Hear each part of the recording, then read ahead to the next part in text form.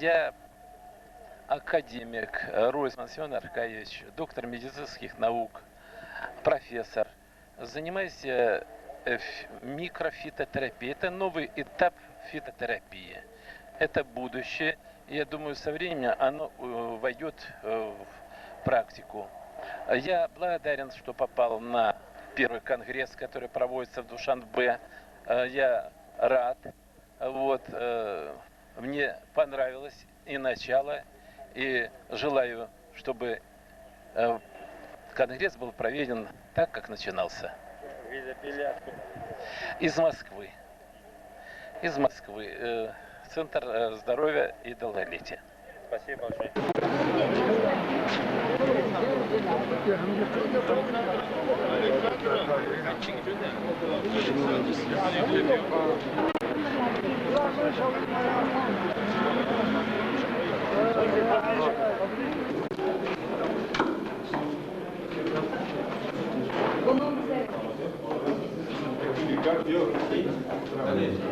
Assalamu alaikum mehmonoни arjuman ва хамкорони азиз.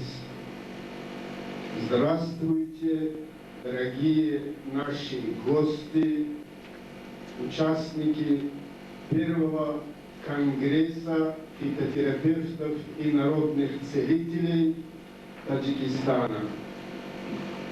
И дорогие коллеги, первый конгресс фитотерапевтов и народных целителей Таджикистана происходит в древнейшей родине фитотерапии.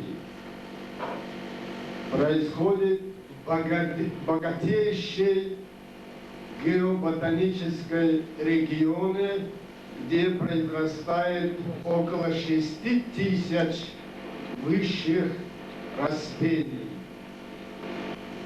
В центре Средней Азии, в центре Востока, где впервые были созданы первые фармакопеи, первые справочники по фитотерапии, первая обобщенная медицинская система, которая в настоящее время называется международной медициной. Звезды фитотерапии, звезды фитофармакологии, звезды фитохимии, знатоки древневосточной медицины, то есть фитотерапии. Вы знаете, что до сих пор мы народную медицину обычно изучали по результатам этнографического исследования, то есть по данным этномедицины, этнолингвистики и этноэкологии. Сейчас у нас появились возможности, чтобы за одним столом с друг другом спорить, решать нерешенные или трудно решенные вопросы медицины и фитотерапии. Уважаемые коллеги, дорогие гости, дамы и господа, прежде всего позвольте приветствовать вас от имени Министерства здравоохранения Республики Таджикистан и лично от себя на сегодняшнем впервые организованном и проводимом конгрессе в Республике Таджикистан. И хочу представить вам информацию об истории и развитии народной медицины в Республике Таджикистан. Известно, что Таджикистан славится своими целителями, последователями великого ученого Абу Али ибн Сина. История древней народной медицины Таджикистана имеет такие знаменитые умы в сфере развития народной медицины, как Шахзада Мухаммад, 18 век, Насреддин Нурачион по прозвищу Домулой Сурхион, 18 век, Хаким Мухаммад Нур, 19 век. Развитие народной медицины современности продолжали всемирно известные ученые нашего времени, как профессор, академик Юсуф Нуралиев, Исхаки Юсуф Баширханович, Гулямов Минходж Гулямович, Бабахаджаев Мухаммед Хаджаевич, Хайдаров Каримджон Хайдарович, Асунов Джафун, Мулозухур Тохиви, Анвар Исамудинов, которые вносили и продолжают вносить огромный вклад в деле развития народной традиционной медицины, обоснованной наукой. В 1997 году Минздрав Республики Таджикистан принял решение составить на современный научный уровень изучения народной медицины, поэтому был создан Республиканский центр восточной медицины. За основу работы центра взяты 4 направления. Первое – выявление и двухмесячная проверка практических способных народных целителей, проживающих в Республике Таджикистан. Научное изучение методов диагностики и лечения народных целителей. Дальнейшая их теоретическая и практическая подготовка. Внедрение в научную медицину рациональных методов и средств народной медицины. К настоящему времени прошли проверку и аттестацию 290 народных целителей, претендентов на звание народного целителя, из которых комиссией Минздрава аттестовано 25 человек. Звание народных целителей присваивается на 5 лет. В этот период должно проводиться всестороннее наблюдение со стороны местных органов и учреждений здравоохранения за результатами практической деятельности этих народных целителей. Рабочие группы созданы приказом министра здравоохранения, в состав которых входили академики, профессора, доктора медицинских наук, известные народные целители и фитотерапевты. Написан проект закона о народной медицине и представлен на утверждение правительства Республики Таджикистан. И в заключение хотелось бы выразить пожелание для укрепления взаимосотрудничества в сфере народной медицины, чаще создавать подобные конгрессы и формы, семинары. Спасибо за внимание. Уважаемые соратники, разрешите от имени Университета Дружбы народов, от имени Института фитотерапии и натуральной медицины, от имени курса фитотерапии, который работает в течение уже последних 10 лет на базе Университета Дружбы народов, и от себя лично сердечно поздравить вас с таким знаменательным событием, которое происходит в жизни Таджикистана. То, что впервые на этой исторической древней земле собрались лица, которые чтут традиции, заложенные тысячелетия назад, и продолжатели этого дела направлены на повышение здоровья населения, направлены на оздоровление нации. Мне бы хотелось приветствовать вас и от имени делегации с России, которые, несмотря на занятость, приехали с Москвы, с Иркутска, с других регионов России, с тем, чтобы участвовать в этом конгрессе. Наши давние дружественные отношения с Таджикистаном и с учеными Таджикистана уже продолжаются на протяжении ряда лет.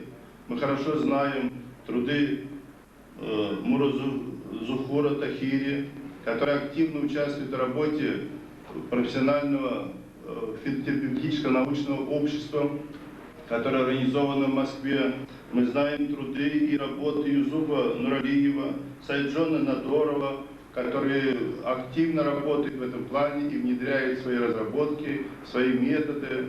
И мы их труды читаем, знаем. Я думаю, что то, что мы здесь собрались, эти работы и дальнейшее сотрудничество послужит процветанию нашего творческого, дружественного, творческого и научного потенциала. Разрешите, правда, куда шел Тахири? Разрешите от имени делегации России приветствовать участников и подарить Ассоциации фитотерапевтов и целителей Таджикистана памятный подарок. Разрешите.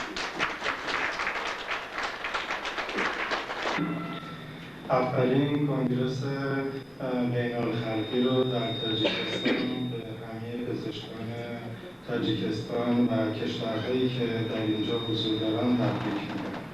от души поздравляю участников первого конгресса, Международного конгресса фитотерапевтов и народных целителей Таджикистана и всех присутствующих здесь представителей разных стран. امیدوارم که این کنگرس ادامه داشته باشه و در سالهای آتی ادامه اینو با حضور پزشکان بین‌المللی جهان شاهد باشیم. Я уверен, что достигнутые успехи на данном форуме явятся результатом или стимулом для развития фитотерапии и традиционных методов лечения в мировом масштабе. در پایان از آقای دکتر منتظر طاهری که مصدر این کنگرس بودن تشکر می‌کنم. В заключение выражаю искренние благодарности доктору Мулозу Тахири за организацию этого форума. Спасибо большое. Вот эту уникальную фотографию я хочу вручить доктору Тахири, потому что вот на груди этого человека красуется медаль. Я горжусь, что она на нем. Она называется «Это лучший целитель третьего тысячелетия». У нас в России эту медаль носят немногие люди. Но когда ее получают жители союзных республик, эта награда вдвойне высока, это как государственная награда. И вот я хочу эту государственную, вот эту красивую картину подарить доктору Тахири, чтобы она висела в вашем офисе. И чтобы эта грань...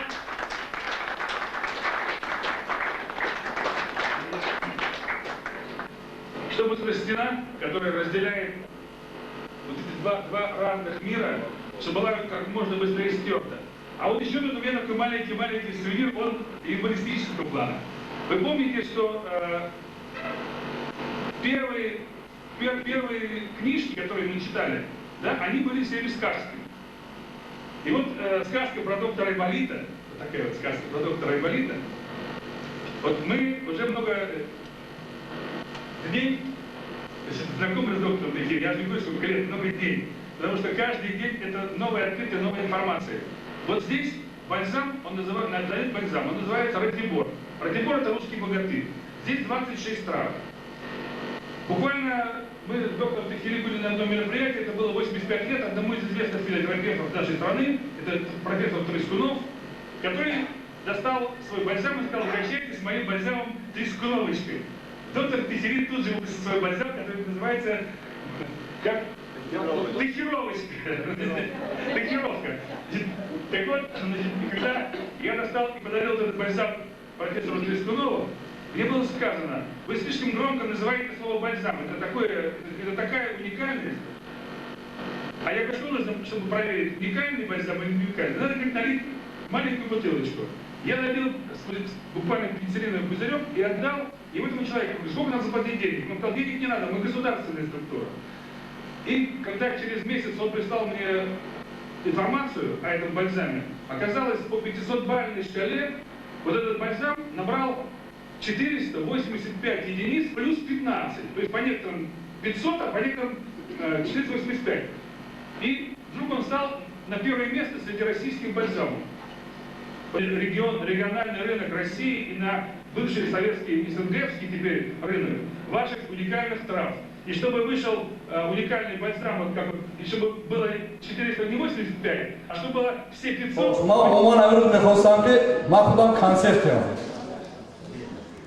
Rubo bu doktor vardı, Suratoy xonoma xonam şumo qıtı yak joy go'sh kunid. To'ndaki hofizo bisyor kishilarni har tarafdan xo'sh mo imroz dam giri. In jashni shuma az mo xonam bad so'mi. Man hozir hamrohi Tohiri Roji az shahri Panjshir ki mo odam qıtı soli guzashta shino shuda budim. Har dam az surud mekhonим. Bonkaz dushe sheroy meno mekhonam agar همین سرودی ما شما معقول شده آواز من معقول شد آخرش به ضعف تیتون من آخری صبح کنسرت شخصی خودم رو تشکیل میکنم و یک بیست سرود میکنم من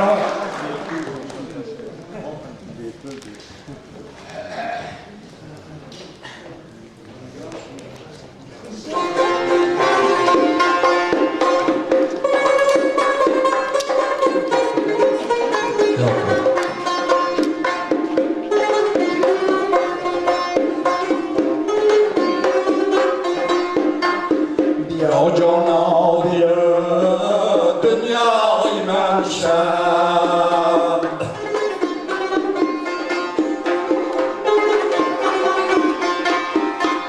درون سینه‌ام صدای من شب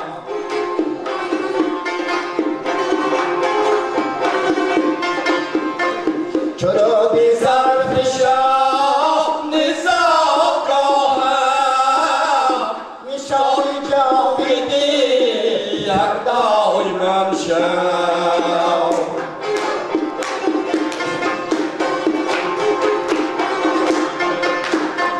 چرا بی ظرف شب نزاکاهم نشانی جاویدی یک دای من شب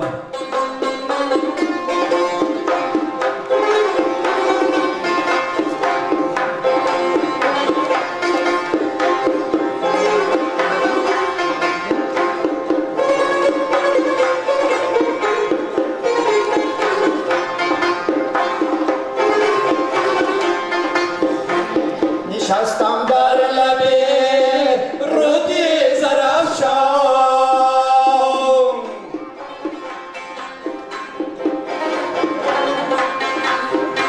شدم مفتون پای عنبرافشان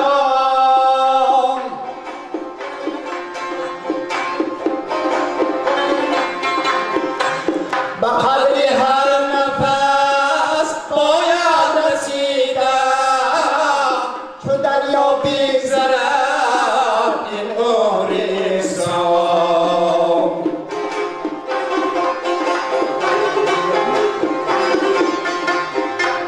به قدر هر نفس باید رسیدن چو دریا بی‌ضرر این عمر انسان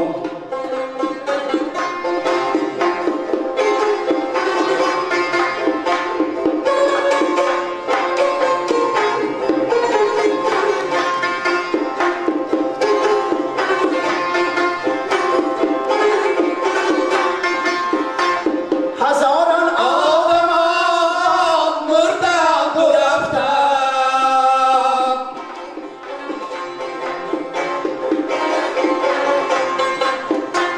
هزارانی دیگر خوردند و رفتند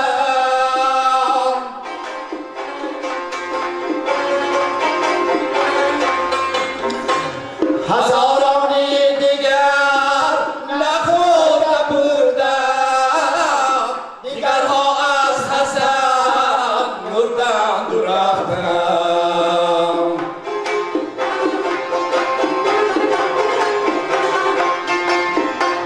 هزارانی دیگر نخورده بودند دیگرها از حسد مردند و رفتند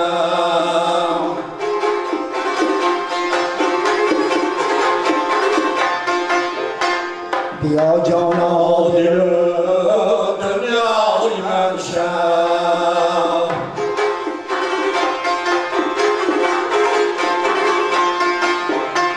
درون سینه‌ام صدای من شب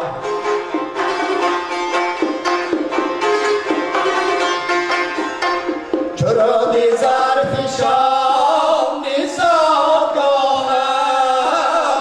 نشان جاویدی فردای من شب نشان جاویدی فردای من شب Муллазухур Тахири – врач, ученый, который сегодня пользуется большим авторитетом в бывших республиках СНГ. Более 20 лет доктор Тахири работает на территории России и Таджикистана. Дважды его имя было занесено в Книгу рекордов Гиннесса. Ученый совмещает одновременно 15 должностей, среди которых врач-кардиолог, психотерапевт, мануалист, сексопатолог. Доктор Тахири – поэт и писатель. Доктор Тахири – главный редактор журнала «Авиценна», автор более 100 научно-популярных статей, член редакционного совета журналов «Практическая фитотерапия России» и «Традиционная народная медицина». Также доктор Тахири является академиком Академии проблем безопасности Российской Федерации, обороны и правопорядка и Международной академии гуманитарных и естественных наук. Не так давно ученый стал член-корреспондентом Академии технологических наук Российской Федерации.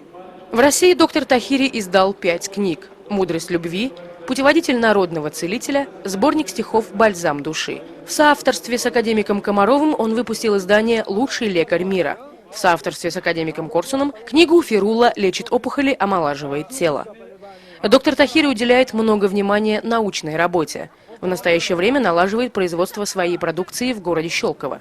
С 2009 года в России зарегистрирована фирма под названием «Доктор Тахири». Здесь ученый занимается просветительской и учебной работой, готовит специалистов по народной медицине, выпускает свои препараты. По инициативе доктора Тахири в Таджикистане принят закон о народной медицине. Проведено 3 международных конгресса. За время своей деятельности доктор подготовил 2000 учеников. Доктор Тахири – автор более 10 чаев, которые имеют сертификацию в России. В мае 2009 года в Анинском районе в горах Таджикистана ученый открыл отделение восстановительной медицины. Доктор Тахири практикует и лечебный туризм. Сеансы мануальной терапии, психотерапии, водолечения доктор проводит на природе. В мире не существует аналогов его методики. Его профессиональные качества, знания и умения теоретика и практика медицины известны и востребованы не только в Центральной Азии и России, но и в дальнем зарубежье. Значительно меньше известен он как талантливый самобытный поэт. На родном таджикском языке, фарси, увидели свет уже несколько примечательных книг стихов Тахири. Но русский читатель только теперь получает возможность познакомиться с его поэтическим творчеством в блестящих переводах известной русской поэтессы Людмилы Щепахиной. Здравствуйте, я приветствую вас. Я Троян Людмила Петровна. Я возглавляю направление в психологии, которое называется «Экология мысли». То есть мы говорим о том, что от человека зависит возможность быть здоровым. У человека есть ресурсы, возможности полюбить свое тело. И если он рассчитывает только на врача, только на целителя, то, конечно, все осложняется, и человек не может восстановить свое здоровье. Мысли бывают настолько разные, что человек, не задумываясь, начинает болеть только от своих мыслей. Если он говорит: не хочу видеть, что у нас еще разруха, не хочу видеть, что у нас еще не так все хорошо, он теряет зрение. И можно сказать: я хочу видеть то, что мы со временем все восстановим и сделаем даже еще краше, потому что мы сильный, трудолюбивый народ. Поэтому для меня, как психолога, важно подсказать человеку, как изменить свою жизнь, как правильно сказать, чтобы он был здоров. Доктор Тахири, огромное ему спасибо, захотел нас всех собрать, чтобы мы обменялись опытом. Я только что прилетела из Нью-Йорка и в ночь этого же дня уже полетела в Душанбе. Фитотерапии, звезды фитофармакологии, звезды фитохимии, знатоки древневосточной медицины. Вот эту уникальную фотографию я хочу вручить доктору Тахири, потому что вот на груди этого человека красуется медаль. Я горжусь, что она на нем. Она называется «Это лучший целитель третьего тысячелетия». У нас в России эту медаль носят немногие люди. Но когда ее получают жители союзных республик, эта награда вдвойне высока, это как государственная награда. И вот я хочу эту государственную, вот эту красивую картину подарить доктору Тахири, чтобы она висела в вашем офисе. И чтобы это награда...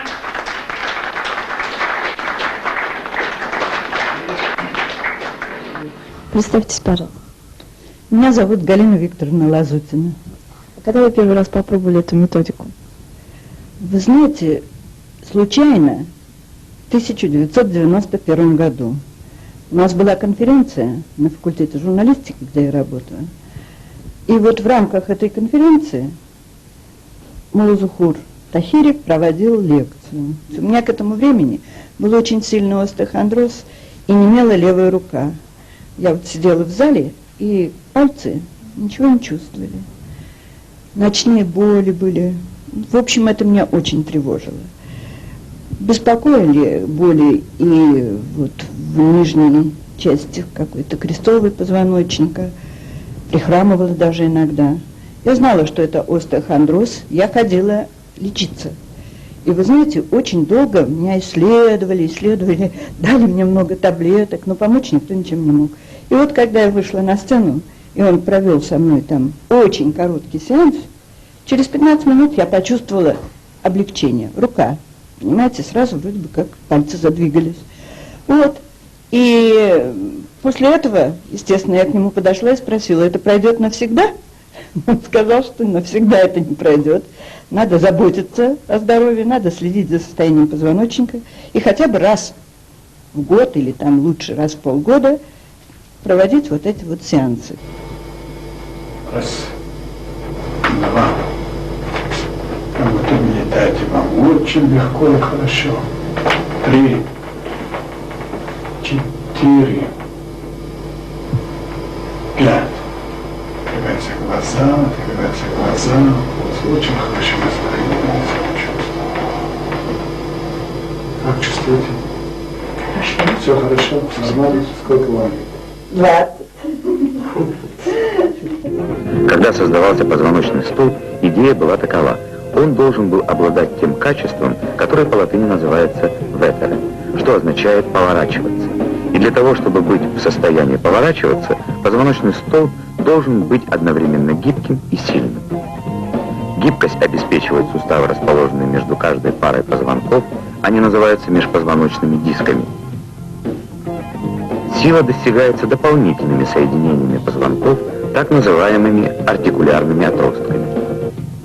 А как насчет человека прямоходящего, который находится наоборот в вертикальной позиции с головой, венчающей колонну из 24 позвонков? Его мышцам приходится в большей степени выполнять роль поддержки для мачты. Этим мускулам нужно было развить определенную силу, которую, однако, очень легко утратить. Мы растем, и с годами, к сожалению, рано уже к 20. Мышцы позвоночника, если их не укреплять, атрофируются, диски позвоночника усыхают, уменьшаются в размерах. Не все части позвоночника страдают в равной степени. Особенно достается позвоночным дискам, а среди них больше всего не повезло двум последним. Каждый диск – это упругий матрасик, на который ложится верхний позвонок, чтобы не травмировать лежащий ниже. В центре ядро, которое смягчает удары. Оно окружено пластичными тканями, образующими конус. Вся структура держится вместе с помощью сильной внутрипозвоночной связки. Благодаря такому устройству столб гибок и может наклоняться во всех направлениях.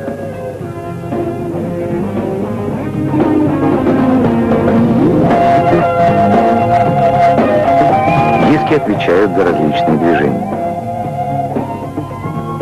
Однако, когда происходит наклон вперед, диск деформируется. И когда позвоночная колонна возвращается в свое вертикальное положение, ядра могут быть сжаты и оттолкнуты назад.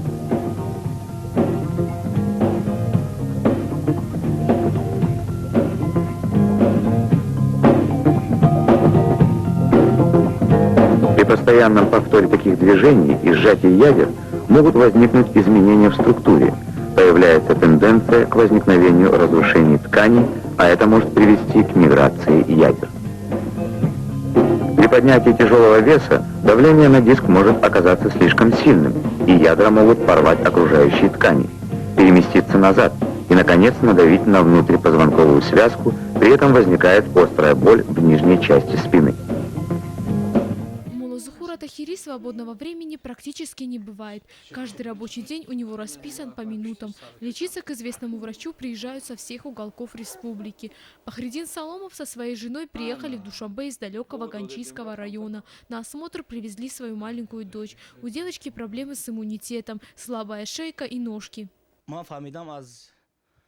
Мне рассказали друзья о том, что в Душанбе есть хороший доктор, который лечит практически все болезни. Я сразу решил привести свою дочь на осмотр к нему. Надеюсь, он нам поможет и будем ждать только хороших результатов от лечения. За 40 лет работы Муллазухур Тахири успел создать немало трудов. Он написал сборники стихов, 30 книг, создал фиточаи и лекарства. Также он изобрел аппарат для определения болевых точек в организме. Этот аппаратом я определяю состояние энергетики тела человека. Где не говорит, там имеется какая-то патология, а где горит, там хорошая энергия. Сейчас он занимается разработкой народного лекарства для лечения глаз, а также преподает в университетах, проводит тренинги. По мнению народного целителя, каждый человек должен учиться быть здоровым, а не лечиться химическими препаратами. Вылечить можно любое заболевание, рассказывает Мулла Зухур Тахири. Я каждый день начинаю заниматься гимнастикой, очищением кишечника, дыхательной гимнастикой, йогой, соки делаю свои, чаи, травы пью и сохраняю свое здоровье. Мулла Зухур Тахири считает, что человек должен быть универсальным и развиваться всесторонне. Именно поэтому он решил помогать людям путем написания книг, статей, изобретения лекарственных средств. Я день и ночь работаю, в общем, с 2 часов ночи у меня начинается рабочий день, я до 5 часов именно занимаюсь. И у меня поступает информация с космоса, я пишу свои книги. За свои заслуги и народные методы лечения Мулла Зухур Тахири получил более сотни сертификатов и дипломов. Основные из них – это лучший целитель мира 3-го тысячелетия и лучший целитель по народному и духовному целительству. Манижа Нажмединова, Рустам Пулатов, Мир 24.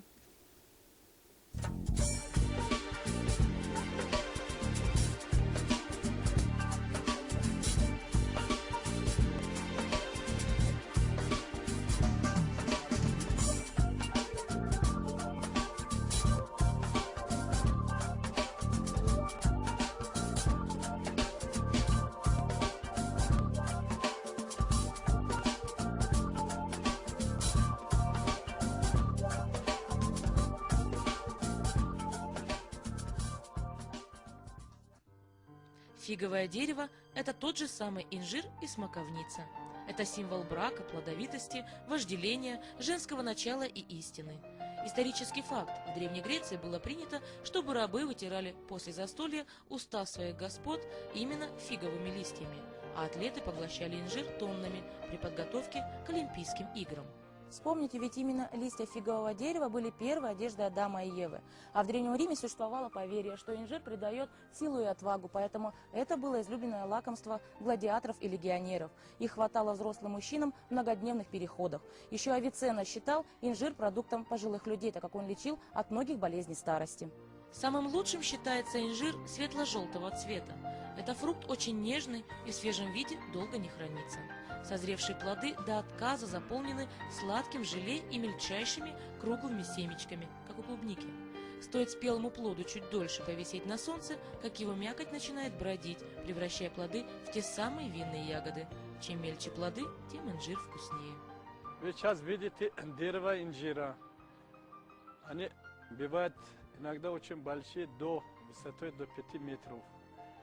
Инжир с древности употребляется при очень много заболеваний, в том числе в бывшем Союзе растет 4 вида инжира. У нас, например, вот буквально в нашем саду 2 вида инжира, желтый и черный. И единственный из дерева, который не цветет, мы ни разу не видели его цветки, которые, значит, и сразу плод начинается. Листы инжира, вот мы сейчас показываем вам, это лист собирается в июле месяце из этих листов и на солнце сушивает в течение недели. Очень хорошо он помогает вот листы при кожных заболеваниях. Например, из него даже готовят лекарства под видом псоролина, который очень хорошо помогает людям с заболеванием витилиго и псориаза. Вот это уже 4-й урожай. Он дает 4 раза урожай. Вот сейчас я снимаю из последнего урожая. Вот здесь, если вы видите, вот это сок, этим соком можно убирать бородавки. Если где-то есть бородавки, вот сок протекает уже. Вот сжимаем, надавливаем и будем прикладываться в области опухоли или где бородавки. Вот, пожалуйста, сок. И этим соком даже можно прикладывать при опухолях. В области, где находятся жесткие, твердые опухоли, можно поставить, сделать в виде компресса, он очень хорошо помогает. И в самом деле в моей практике было очень много случаев, которые мы убирали при помощи вот этого сока инжира, много бородавки. Компресс тоже берут сок и намачивают марли, прикладывают, например, в области груди. У женщины мастопатия, скажем.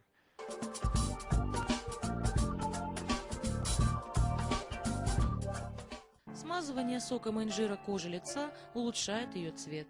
С восковой мазью этот сок и его плоды излечивают трещины от холода. Сок содержится и в листьях. Он способствует созреванию нарывов. Также его применяют от боли в глазах и зубах. Отваром из листьев инжира, смешанным с пеной от горчицы, смазывают тело при чесотке. Сами же листья инжира используют при лишаях. Вот сейчас вы смотрите семена инжира. Из семени инжира и чернослива делится препарат кофеол. Это слабительный. У кого запоры, вздутие, он очень хорошо помогает.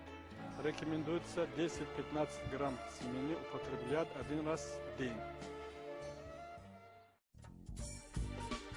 Семена инжира, принятые в количестве 10-15 штук, хорошее слабительное.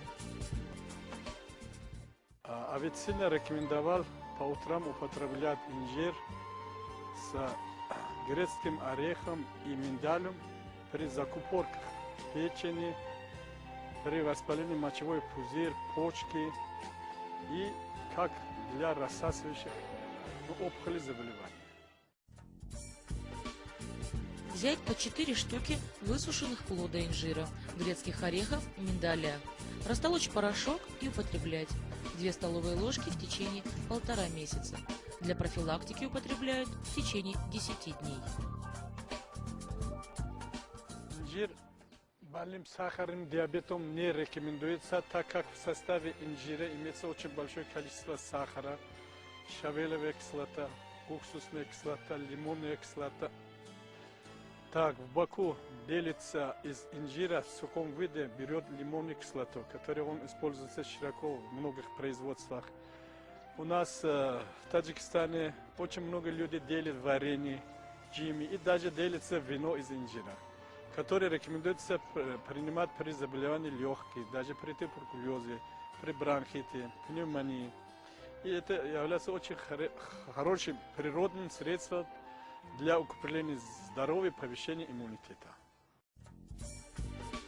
При нефрите, малокровии, мочекаменной болезни нужно взять 4 плода инжира, залить 1 стаканом молока и прокипятить 10 минут.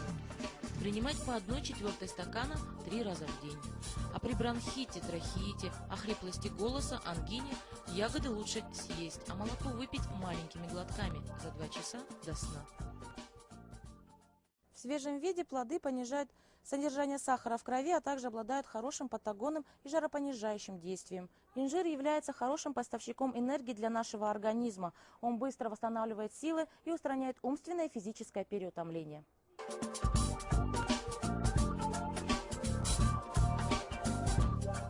Нужно сделать из 3-4 урожая сушить или сделать варенье, потому что в это время очень богато они насыщаются микроэлементами: калий, кальций, фосфор, цинк и витамины В1, В6 и витамин А. Поэтому в природе все есть то, что нуждается организм человека. И если мы будем общаться с природой и употреблять природные продукты, мы будем жить долго и даже не заболея. Чтобы приготовить варенье, надо взять 1 килограмм инжира, килограмм сахара и 2 стакана воды. Залить ягоды горячим сиропом и оставить на 10 часов. Затем слить сироп и варить его 40 минут без ягод. И снова залить ягоды и оставить на 10 часов еще. После этого варите до готовности, пока инжир не станет прозрачным. Варенье полезно при аритмиях, при повышенной свертываемости крови, при атеросклерозе, как легкое слабительное.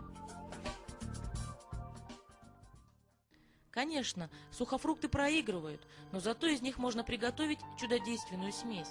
Эта энергетическая смесь безотказно поможет вам преодолеть все перегрузки трудовых будней, а вашим детям даст надежную защиту от болезней и убережет от переутомления. Возьмите по 300 грамм инжира, кураги, изюма, грецких орехов и 1 большой лимон с кожурой. Пропустите все через мясорубку и смешайте с 300 граммами натурального меда. Поставьте в холодильник и каждое утро начинайте со столовой ложки чудо-смеси. Так как в листьях инжира содержится кумарин, вещество, повышающее чувствительность организма к солнечной радиации, им тоже нашли применение.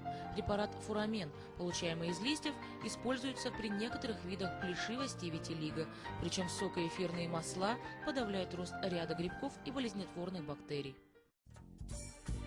Внимание! Плоды инжира не следует употреблять при сахарном диабете. Плоды инжира противопоказаны при подагре из-за большого количества содержащейся в нем щавелевой кислоты. При острых воспалительных заболеваниях желудочно-кишечного тракта не следует употреблять инжир из-за большого количества клетчатки. Сухой инжир полезен от эпилепсии, проказы, водянки и лишая. Из-за содержащегося в инжире железа он очень рекомендуется больным анемией. Женщинам в период критических дней следует ежедневно съедать 3 плода инжира для поддержания в теле нормального баланса химических элементов.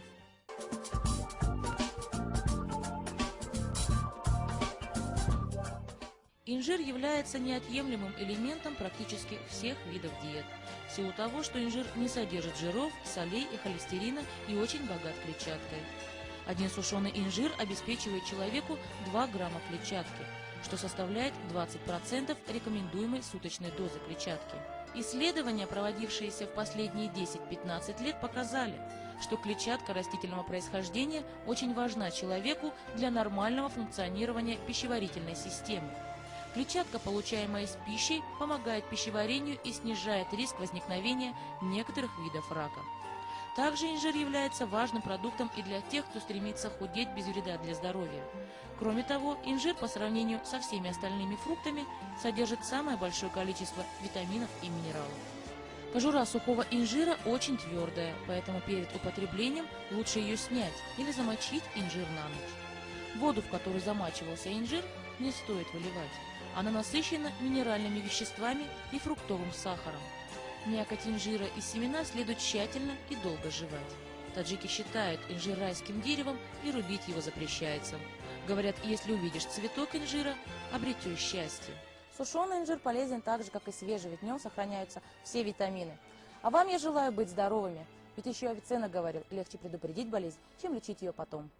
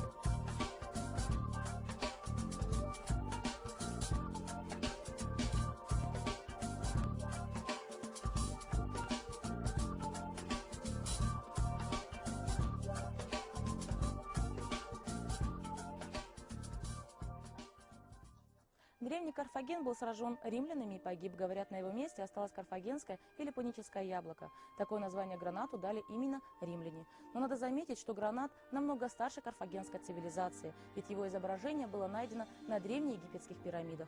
Фараоны очень любили гранатовый сок, он утолял жажду и укреплял не только тело, но и дух. Гранат всегда почитали на Востоке, где его называли анур. Как зерна спелого граната, уста твои горят. Дай жаждущему выпить сок, читаем мы Омар Хайяма. Согласно Корану, гранатовыми деревьями, в числе прочих, засажен прекрасный райский сад. Существует около 140 сортов граната, произрастающих от Красного моря до Каспийского. Находимся рядом с гранатовым деревом, по-таджикски называется анур. Он широко используется как пищевой продукт и как лечебный продукт. Почти начиная от цветков до коры используется в народной медицине. Цветки граната, когда собирают, высушивают и от него делают различные мази можно при различных трофических язвах, которые не заживляющих, и хронических язвах он быстро происходит процесс заживления. При малокровии употребляют гранатовый сок. 1 стакан 3 раза в день за 30 минут до еды. Курс лечения от 2 до 4 месяцев. Затем перерыв, после которого вновь повторяют курс. При лихорадке сок действует как жаропонижающее и утоляющее жажду средство. Ожоги лечат соком граната и порошком из кожуры плодов. Соком смазывают всю поверхность ожога, затем присыпают порошком из высушенной кожуры. Простое смазывание ожога разведенным соком граната также хорошо помогает. На обожженной поверхности образуется корка, под которой быстро идет заживление. Если надавливать, получается 59-60% дает сок. Специально вы, как знаете, в магазинах продают гранатовый сок, который он очень бывает кислый и сладкий. Кислый очень хорошо рекомендуется, у кого имеется гипертоническая болезнь, у кого понижение кислотности желудочной, и очень хорошо чистит кровь, принимается при заболевании печени, при заболевании крови, при анемиях, при различных других заболеваниях. В том, что вино отчасти полезно для здоровья, не сомневаются и знахари из Таджикистана. Однако они все же предпочитают лечить болезни травами. В эти дни в республике проходит 3-й съезд народных целителей. Именно здесь наш корреспондент Анушер Вунарипов узнал, где собирать травы и как их правильно использовать. Доктор Тахири каждую неделю выезжает в горы, чтобы собрать лекарственные травы. Причем за несколько десятков километров от больших населенных пунктов и автотрасс. Именно в таких условиях можно найти настоящий природный источник здоровья. Говорит, что каждый травник должен делать это сам. Только тогда препараты будут действительно помогать больным. На этом маленьком участке растет, вот вы видите, 5 видов лечебной травы. Это цикорий, это донник лекарственный, там пижма и вот клевер. За полвека своей деятельности Мулла Зухур Тахири собрал тонны полезных растений. Целитель не признает обычные препараты и уверен, они вредят людям. Травы же могут вылечить абсолютно все болезни. Это успокаивающие сердечные, почечные, желудочные, антидиабетические, отхаркивающие. При заболевании печени для мужчины, для женщины. При каждом заболевании есть травы, которые любой человек, если будут знать, будут собирать, не будут болеть.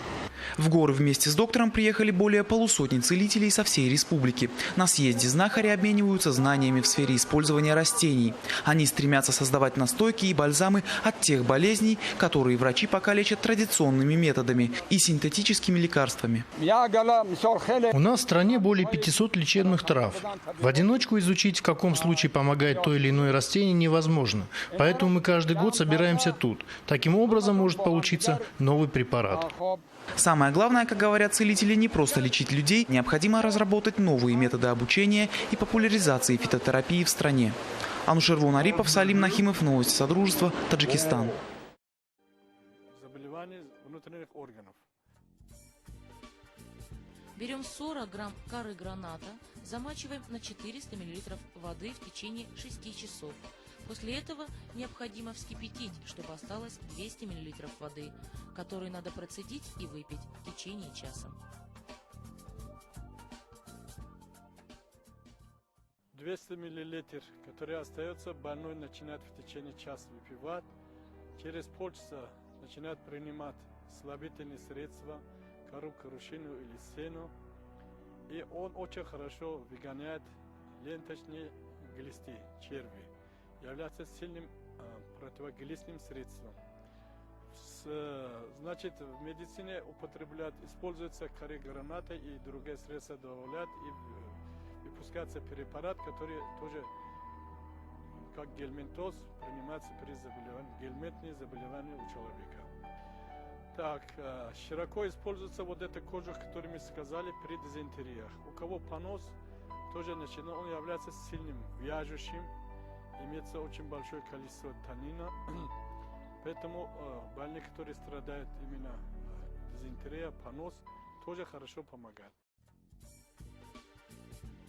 2 чайные ложки измельченной коры заливают 1 стаканом горячей воды.